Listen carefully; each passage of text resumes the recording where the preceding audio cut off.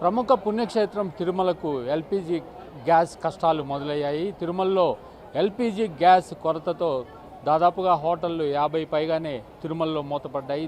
దీంతో అన్నప్రసాద వితరణ కేంద్రానికి భక్తుల రద్దీ పెరిగింది. ప్రస్తుతం మనము అన్నప్రసాద వితరణ కేంద్రం వద్ద ఉన్నాము. తరిగొండ వెంగమాంబ అన్నప్రసాద కేంద్రం ఇది.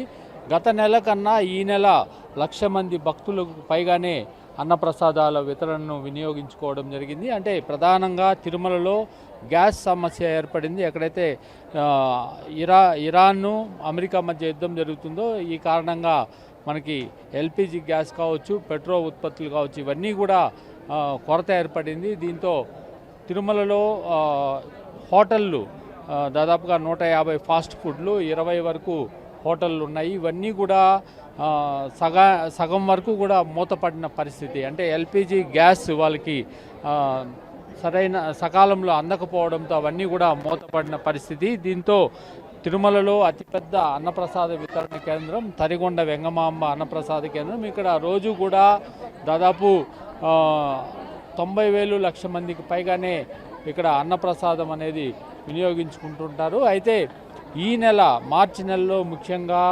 దాదాపుగా గత నెల కన్నా, అంటే ఫిబ్రవరి నెల కన్నా ఈ నెల దాదాపుగా 1,00,000 మంది భక్తులు అన్నప్రసాదాల వితరణను వినియోగించుకున్నారని తెలుస్తోంది. మొత్తం మీద తిరుమలలో ఈ గ్యాస్ సమస్య అనేది ఏర్పడడంతో భక్తులు కావచ్చు, ఇటు దుకాణదారులు కావచ్చు, వీళ్ళందరూ కూడా తీవ్ర ఇబ్బందులు పడుతున్న పరిస్థితి. ఈ నేపథ్యంలోనే తిరుమలలో గ్యాస్ కష్టాలు తొలగించడానికి కూడా ఐఓసీ కావచ్చు, ఇటు హెచ్పిసిఎల్ ఈ కంపెనీల మీద ఒత్తిడి అయితే పెరిగింది. మొత్తం మీద తిరుమలలో గ్యాస్ కష్టాలు మరొక కొన్ని రోజులు కొనసాగే అవకాశం ఉంది. ఇంతవరకు కూడా తిరుమలలో ఈ రకంగా అన్నప్రసాద వితరణ కేంద్రాన్ని పెద్ద ఎత్తున భక్తులు వినియోగించుకోవడం జరుగుతుంది. కెమెరామ్యాన్ యశ్వంత్తో శ్రీనివాస్, 10 టీవీ, తిరుమల.